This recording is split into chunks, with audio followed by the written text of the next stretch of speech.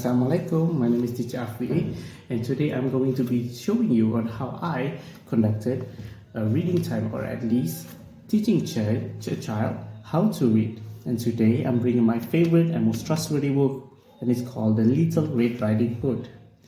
So let's take a look at the first page, shall we? Okay. In the first page it said, "Once upon a time there was a girl called the Little Red Riding Hood, who lived at the edge of a dark forest.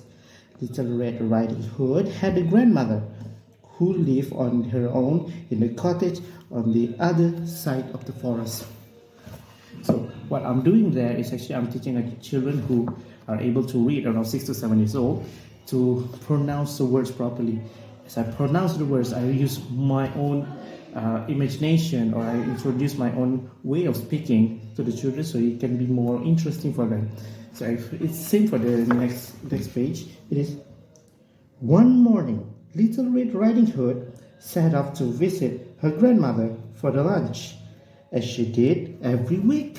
So what we're doing, we try to get interest for the child to actually read the book. So instead of just reading, they can also look at the picture. So how do we teach if a children cannot read yet? So if your child are unable to read, so what we will do, we will instead show them the picture. So as you can see here, we take the first page as an example. What is this? This is a car. What color is the car? The car is blue color. Look at this. What is this? This is called a hood. So what color is the hood? The hood is red color. Look over here. A lonely squirrel. So what color is the squirrel? Correct. The squirrel is orange color. So what we are doing right here is called tacting. Tacting is when we teach our child to either list or name a certain item in order to gain their attention and to break the barrier of communication. So if we go to the next page, around in the middle. Okay. So what we call this is the adaptation of how the words is read, or how the word is said during a certain story.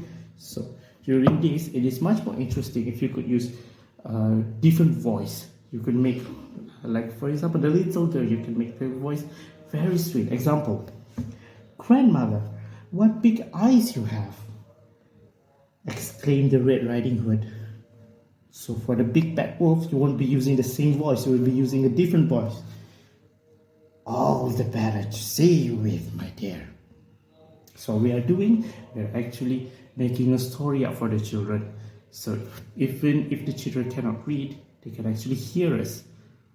What we're doing, when they can hear us, they will actually interpret those words that we say. When they interpret those words, they can better understanding, even if they cannot read themselves. So that is how I teach children, or I conduct an activity or playtime on how you can teach a child how to read. So how would you do it?